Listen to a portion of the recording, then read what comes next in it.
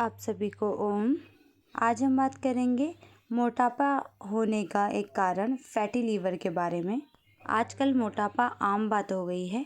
शरीर में मोटापा आने का कई कारण होता है, जिनमें से एक कारण है फैटी लीवर, जिसको कंट्रोल करने के लिए हम करेंगे सबसे पहले कपालभाति। साधारण सुखासन में बैठ के भी आप कपालभाति कर सकते हैं और इस प्रकार से वज्रासन में बैठकर कपालभाति, यानी धीरे धीरे जैसे आप आसन में आते हैं और कपालभाति करते हैं, एडवांस कुछ करते हैं, उससे क्या होता है, उससे डबल बेनिफिट हमें होता है। पेट से संबंधित रोग जितने भी होते हैं कपालभाति के द्वारा दूर हो जाते हैं, तो कपालभाति ज़रूर करें। सेकंड, अच्छे इफ़ेक्ट के लिए आप मंडूकासन कर सकते हैं। इस प्रकार से लेफ़्ट हैंड के ऊपर राइट हैंड रखते हुए नाभि के ऊपर रखेंगे और डीप इनहेल करेंगे, एक्सहेल करते हुए सामने की ओर। इसी पोजीशन में आप कपालभाति के साथ होल्ड करें, कपालभाति करते रहेंगे। जितना आप होल्ड कर पाएँ उतनी देर होल्ड करें और फिर धीरे से वापस आ जाएं। मंडूकासन की सेकंड वेरिएशन में दोनों हाथों को इस प्रकार से मुट्ठी बनाएंगे और अपने नाभि के लेफ़्ट राइट में रखते हुए श्वास छोड़ते हुए डाउन, इसी पोजीशन में कपालभाति के साथ होल्ड करेंगे। यानी पेट में जो भी ऑर्गन्स होते हैं उनमें कभी समस्या होती है तो उसमें हमें पेट पर देने वाले दबाव वाले आसन करने चाहिए, जिससे कि हमारी नाभि में मौजूद मणिपुर चक्र येलो कलर का, जिस पे इफ़ेक्ट पड़ता है और पेट में मौजूद सभी ऑर्गन्स को एक्टिव करता है, जिससे कि सभी ऑर्गन्स अपनी जो बीमारी है उससे लड़ने में सक्षम हो और एक्टिव हो। तो कभी कभी ऐसी स्थिति आती है ऐसे में कि पेट से रिलेटेड प्रॉब्लम्स तो है लेकिन कमर में भी समस्या है, लंबर डिसऑर्डर्स है, तो सामने नहीं झुकना है। फिर आप पेट के लिए कैसे अभ्यास करेंगे?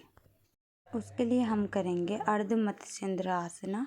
सामने आप देख सकते हैं, जिसमें हमारी बैक पे कोई असर नहीं होता है, हमें झुकना नहीं पड़ता है और हमारे पेट पे प्रभाव भी पड़ता है।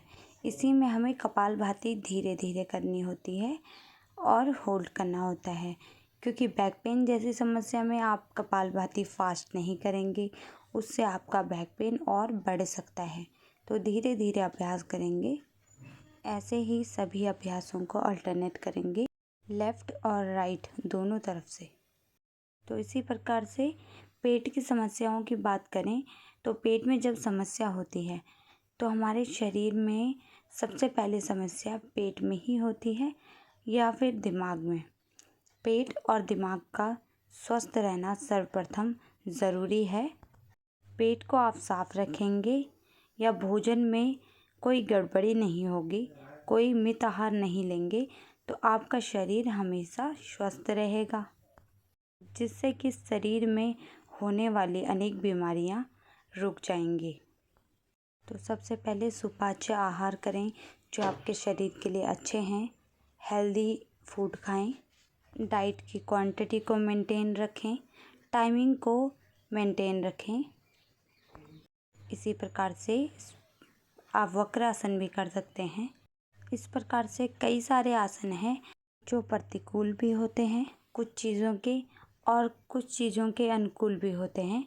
तो किस आसन को हमें करना है, किसको नहीं करना है, इस चीज़ का विशेष ध्यान रखेंगे, क्योंकि कभी कभी हमें कोई डिज़ीज़ ठीक करनी है, उसके लिए अभ्यास करते हैं तो उसके बदले में हम दूसरी डिज़ीज़ के चपेट में आ जाते हैं, दूसरी प्रॉब्लम के चपेट में आ जाते हैं।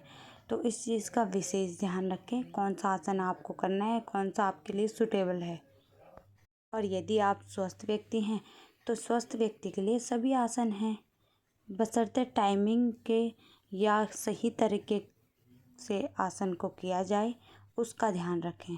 हमेशा खुश रहें, स्वस्थ रहें, मस्त रहें।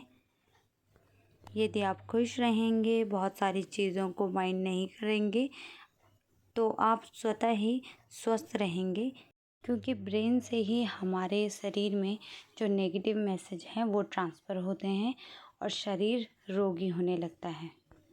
आज के लिए इतना ही। ओम